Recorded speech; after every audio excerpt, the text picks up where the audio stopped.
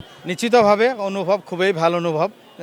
যিটো দলে ভাৰতবৰ্ষৰ স্বাধীনতা আন্দোলনত অগ্ৰণী ভূমিকা ল'লে, যিটো দলে ভাৰতবৰ্ষ স্বাধীন কৰাৰ কাৰণে বুকুত গুলি পাতি ল'লে, হাজাৰ হাজাৰ লাখ লাখ মানুহ জেলত যাবলগীয়া হ'ল, সেই দলৰ পৰা প্ৰাৰ্থিত্ব বিচাৰিলে নিশ্চিতভাৱে ভাল লাগে। তাতকৈ আৰু গুৰুত্বপূৰ্ণ কথা হ'ল বৰপেটাৰ নিচিনা এটা ঐতিহাসিক সমষ্টি, যিটো সমষ্টিত বৰপেটা সত্ৰ আছে, গুমৰা সত্ৰ আছে, কাঁহ শিল্পৰ নিচিনা এটা হেৰি আছে, চেঙা সভা মহোৎসৱ, সৰ্থেবাৰী সভা মহোৎসৱৰ পৰা আৰম্ভ কৰি বিভিন্ন জাতি বৰ্ণ ধৰ্মৰ মানে এটা বিশাল সমন্বয় এটা আছে যিটো বৰপেটাত। সেই বৰপেটাৰ পৰা নিশ্চিতভাৱে প্ৰাৰ্থিত্ব বিচাৰিলে মনটো ভাল লাগে আৰু নিশ্চিতভাৱে বৰপেটাবাসী ৰাইজক এই চেগতে ইয়াৰ পৰা বিনম্ৰভাৱে অনুৰোধ জনাম আৰু আহ্বান জনাম, আমি এটা সুন্দৰ বৰপেটা, আমাৰ সমন্বয়ৰ বৰপেটা, জাতি বৰ্ণ ধৰ্মৰ ঊৰ্ধত এখন মানুহৰ বৰপেটা, এখন মিলাপ্ৰীতিৰ বৰপেটা আমি গঢ়িম নিশ্চিতভাৱে।